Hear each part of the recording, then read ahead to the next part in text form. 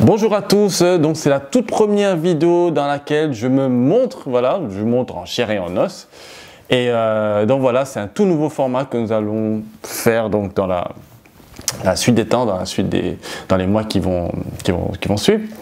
Et donc voilà, c'est une nouvelle saison, on est au printemps. Dans le printemps, c'est aussi la saison pour certains animaux de sortir de l'hibernation. Et d'une certaine manière aussi, donc je sors de l'hibernation, donc je me dévoile tel quel. Et dans cette vidéo, donc l'idée est de vous présenter le livre Palper l'invisible. Pourquoi est-ce que j'ai écrit ce livre? D'où m'est venue l'idée d'écrire Palper l'invisible? Alors tout d'abord, Palper l'invisible est un livre que je n'avais pas prévu d'écrire. La simple et bonne raison que c'est le condensé de toutes les pensées que j'ai formulées autour de la spiritualité christique. Alors, bien entendu, et ça je le dis aussi en encouragement pour plusieurs, c'est une sorte de défi que je donne à plusieurs d'entre vous, c'est d'oser questionner vos propres croyances. Il peut arriver à un moment donné de votre vie où vous doutez peut-être de ce en quoi vous croyez. Et c'est important à un moment donné d'avoir du recul sur toute chose, d'avoir du recul sur nous-mêmes, d'avoir du recul sur ce en quoi on croit, d'avoir du recul sur tout.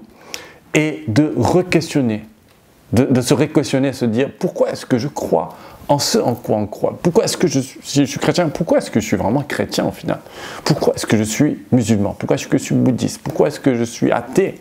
Pourquoi est-ce que je suis de gauche? Pourquoi je suis de droite? Pourquoi je suis pourquoi je suis communiste? Peu importe. C'est important de se questionner et c'est un peu le processus dans lequel je me suis lancé.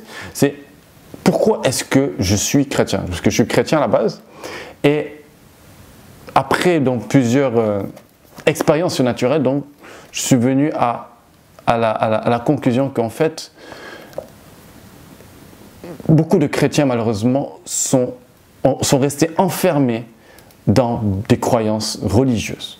Je dis cela, pourquoi je dis cela? C'est que lorsqu'on voit par exemple, la façon par exemple dont certaines églises, certains courants religieux fonctionnent, on voit qu'il y a un décalage avec la spiritualité de base, qui est la spiritualité du Christ en personne. L'idée n'est pas de critiquer les mouvements religieux parce qu'il y a un bon fond, il y a l'idée de mettre des garde-fous pour pouvoir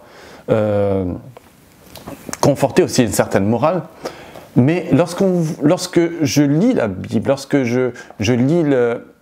j'étudie la personne de Christ, on est dans quelque chose de surnaturel, on est dans une dimension qui dépasse l'humain. On touche dans des dimensions invisibles. On palpe l'invisible. Donc justement, c'est d'où le dit palper l'invisible. Donc mon questionnement c'était comment parvenir à la dimension surnaturelle? Comment être familier à la dimension christique? Donc palper l'invisible, c'est un condensé de toute la pensée autour de la spiritualité christique. Pour synthétiser donc le condensé de ces livres, il faudrait prendre en compte deux types de réalités. La réalité humaine et la réalité divine. Donc, qu'est-ce que la réalité humaine? La réalité humaine, c'est comment est-ce que fonctionne l'homme. Donc l'homme, la pensée maîtresse, c'est l'idée que l'homme est corps, âme et esprit. Lorsqu'on comprend comment fonctionne le corps de l'homme, lorsqu'on comprend comment fonctionne l'âme de l'homme, d'où vient l'âme aussi, lorsqu'on comprend comment fonctionne l'esprit de l'homme et d'où il vient, on arrive à comprendre soi-même dans son intégrité. Sur la base, bien sûr, de la spiritualité christique, parce que ce n'est pas toutes les spiritualités, toutes les idées de pensée qui voient l'homme comme un être tripartite, c'est-à-dire corps, âme, esprit. Et donc, à côté de cette réalité humaine, il y a la réalité divine. Et bien sûr, sur la base de la spiritualité christique, c'est l'idée de voir la personne de Dieu comme le Père, de la source de toute chose, la source de toute vie, la source de tout ce qui puisse exister dans ce monde. Le Christ qui est l'incarnation même de la réalité divine dans son entièreté, selon qu'il est écrit dans la Bible que en Christ sont concentrées en Christ est concentrée toute la plénitude de la divinité. Donc c'est cette dimension du Christ qui fait partie de la réalité divine. Et enfin, donc, troisième partie de la réalité divine, le Saint-Esprit, qui est l'esprit même de Dieu. C'est-à-dire le souffle qui est en Dieu et qui est communiqué à ceux qui croient en lui. Donc voilà, donc la réalité divine, Père, Fils et Esprit. Père, Fils, donc Christ et Esprit.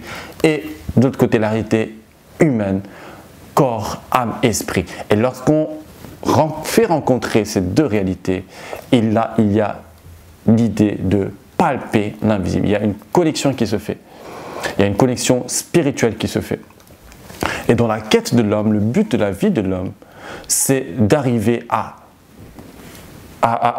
saisir ces réalités, d'arriver à développer une communication avec la réalité divine, une communication avec le Père, avec le Christ, d'avoir en soi le Saint-Esprit qui nous permet de participer à la nature divine. Donc toutes ces choses sont inscrites dans ce livre, donc palper l'invisible. Alors je m'en vais vous lire l'introduction de ce livre, dans un petit extrait du livre Palper l'invisible. Alors, avant-propos, donc toute première page. Imaginons-nous un homme qui, par ignorance, foulerait à ses pieds les pierres les plus précieuses qui puissent exister, les considérant au même titre qu'un vulgaire caillou. Quel gâchis ce serait, surtout si cet homme vivait dans la disette. En effet, nous sommes entourés de trésors inestimables et très souvent, nous ne prenons pas le temps de les apprécier à leur juste et noble valeur. Prenons un exemple toujours dans un contexte naturel. Bon nombre de pays pauvres sont en réalité très riches si l'on considère la richesse de leur sol ou de leurs réserves naturelles. Mais par ignorance ou par manque de vision à long terme, ils se maintiennent dans leur état. Et très souvent, ce sont d'autres pays qui profitent de leur richesse. À présent, sortons du contexte naturel pour un contexte moins naturel. Notre monde connaît et a connu bon nombre de richesses invisibles. Ces quelques pages traiteront d'une richesse qui a été, comme avec l'exemple précédent, foulée aux pieds par les hommes par ignorance de sa valeur. Cette richesse, c'est le christianisme. Nous usons de ce terme pour faciliter la compréhension de tous. Mais nous en usons à contre-cœur pour deux bonnes raisons. La première est que dans nos sociétés modernisées, et pour certaines des autres religions, le terme christianisme fait grincer des dents et froncer des sourcils. Peut-être même froncez-vous déjà les sourcils en lisant ces premières lignes. La seconde raison est que christianisme renvoie tout de suite à la religion ou à l'institution de l'Église. Or, notre objectif n'est pas de présenter une religion ou une institution, et cet objectif était encore moins celui du fondateur de cette idéologie.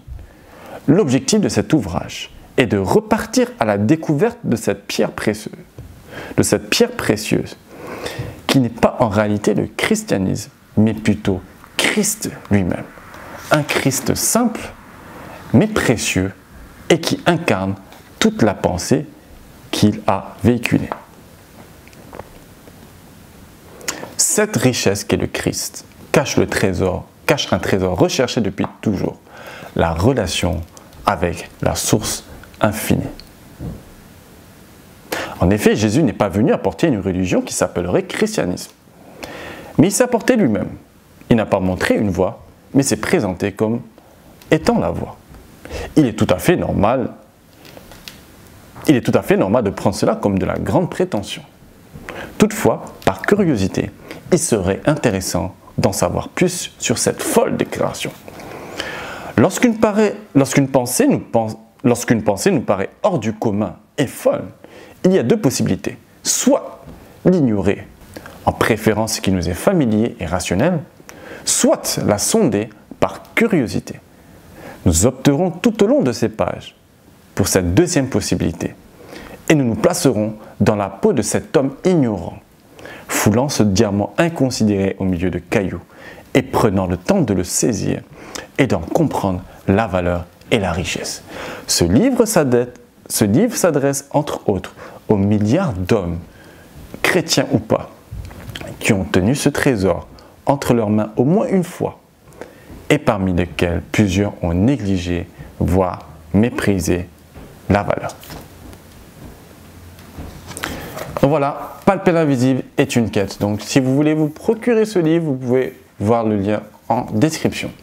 Je vous souhaite une excellente journée ou une excellente soirée en fonction du moment où vous regardez cette vidéo. Et je vous dis à très bientôt pour une autre vidéo, toujours sur la base de Palper l'invisible. Au revoir.